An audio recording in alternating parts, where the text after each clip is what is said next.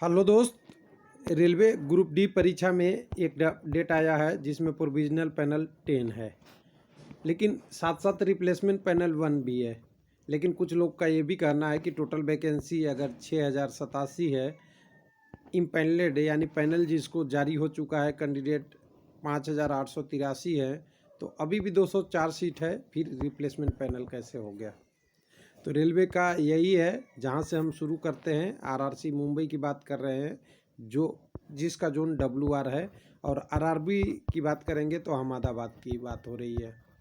तो अहमदाबाद में भी पैनल 10 आया है और मुंबई के दूसरे सेंट्रल रेलवे में भी पैनल 10 आया है, क्योंकि दोनों में भी वैकेंसी सबसे ज़्यादा डॉक्यूमेंट वेरिफिकेशन कहीं हुआ है तो WR और CR के लिए हुआ है। ग्रुप डी परीक्षा 2/18 के बारे में बात करेंगे तब। तो कहिएगा कि ऐसा क्यों हो रहा है, तो देखिए सब ज़रूरत पे डिपेंड करता है। जितनी ज़रूरत होती है उतनी लोगों को कॉल किया जाता है। अगर ज़रूरत नहीं रही और पैनल में जैसे 204 सीट खाली है, तो रेलवे नेक्स्ट वैकेंसी में भी भर सकता है, क्योंकि वैकेंसी हमेशा चेंज होते रहती है, कभी भी फुल होता ही नहीं है। क्योंकि मैक्सिमम सीट तो कभी जो अलॉटेड होता है उससे कम ही कैंडिडेट हमेशा रहते हैं, इम्प्लाई भी रहते हैं, क्योंकि मैक्सिमम से ज़्यादा कभी भर्ती हो ही नहीं सकता जनरल कंडीशन में। तो चलिए एक एक करके देखते हैं क्या है टोटल डिटेल। तो पहले WR के वेबसाइट पे चलेंगे। तो 1 मिनट में वेबसाइट ओपन कर दूँ तो यहाँ पे अभी 21 तारीख के डेट में ये पैनल आया है, रिप्लेसमेंट पैनल। और डॉक्यूमेंट वेरिफिकेशन देखे ही थे आपने, 9th का 2 बार में आया। पहले 2 अलग अलग करके पहले पैनल दिया था अलॉटमेंट के डिटेल में, कैंडिडेट का यहाँ पैनल था। उसके बाद यहाँ 10वां पैनल आ चुका है। तो 10वां पैनल को ओपन कीजिएगा तो उस डिटेल दिखेगा, लेकिन 10वां पैनल देखने से पहले हमें सेंट्रलाइज नोटिफिकेशन 2/18 का सहारा लेना पड़ेगा थोड़ा, जिसमें आपको आरआरसी अहमदाबाद की WR की वैकेंसी देखनी पड़ेगी। तो आरआरसी WR की वैकेंसी देखेंगे तो यहाँ 6087 वैकेंसी टोटल थी, सभी जोड़ के CCA वगैरह वगैरह जोड़ के ग्रांड टोटल, मतलब टोटल होता है उसी की टोटल वैकेंसी 6087 थी।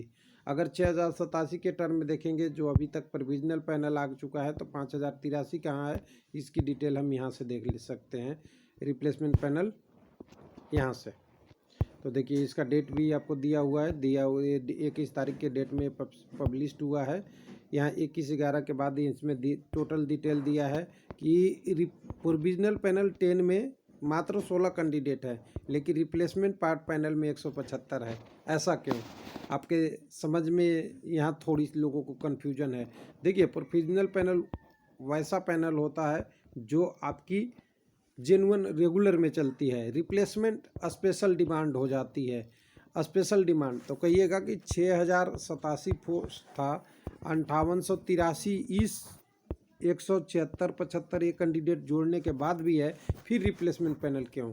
क्योंकि रेलवे पहले पैनल जारी कर दिया होगा और उस पैनल में कोई ज्वाइनिंग नहीं किया, इसके स्थान पे वो कह देता है कि अब ये स्थान खाली अभी भी रह गई तो रिप्लेसमेंट पैनल से भरेंगे।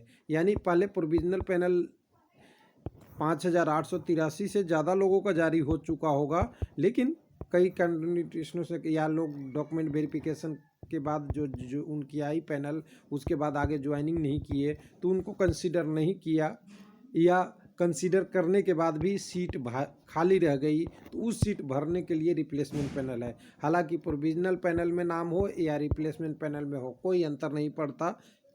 जॉब तो जितनी सीट है उसको भरना है, उससे ज़्यादा अगर ज़रूरत है और सीट खाली हो रही है उसको भरना है, ना कि रिप्लेसमेंट और प्रोविजनल पैनल से कोई अंतर पड़ने वाला है। अब नीचे की तरफ देखेंगे तो नीचे की तरफ यहाँ पे पूरा डिटेल दिया है कि अभी तक क्या हुआ। तो अभी तक यहाँ पे इन्होंने डिटेल दे दिया कि अभी जो पैनल हुआ उसके बाद 5883 लोगों को इम्पैनलेट कर दिया गया है।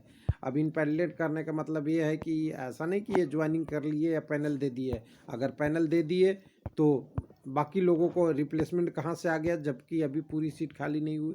तो ये सब चीज़ें थोड़े थोड़े टर्म है ना, एग्जैक्ट हमें नहीं पता चलता। हमें ये पता चलता है कि जितनी ज्वाइनिंग हो रही है बहुत अच्छी बात है, और आगे भी होगी और अच्छी बात है। तो टोटल यहाँ पे UR से इतना 2916, OBC से 1504, AC से 884, और यहाँ पे अगर ST में देखेंगे तो 482 है, और यहाँ पे टोटल 137 कैंडिडेट हैं जो पीडब्ल्यूडी से बिलोंग करते हैं।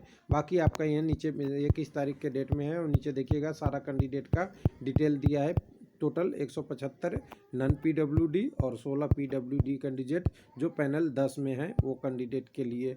तो ये पूरा डिटेल है जिसको आप देख के ये समझ सकते हैं कि अभी भी उम्मीदें बरकरार है, यानी 9 DB के बाद 10वां DB भी आ सकता है क्या, तो अभी भी संभावना लग रहा है कि अभी भी आ सकता है, क्योंकि ग्रुप डी RRC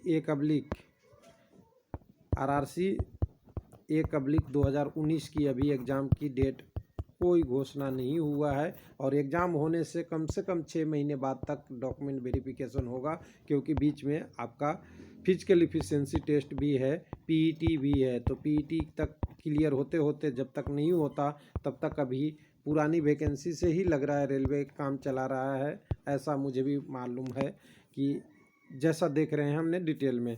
और RRC 1/2019 की बात करेंगे तो इसका हाई कोर्ट इलाहाबाद में केस भी चल रहा है, जिसकी नेक्स्ट हियरिंग की डेट अभी नहीं आई है, जिसके कारण से अभी इसमें भी सस्पेंस बना हुआ है। तो कह सकते हैं अगला एक RRC हमने देखा था कि मुंबई में भी 10वां पैनल जारी हो गया है, तो ये देख लीजिएगा वेबसाइट पे जाके। यहाँ भी आपका प्रोविजनल पैनल 10 है जिसमें 60 कैंडिडेटों का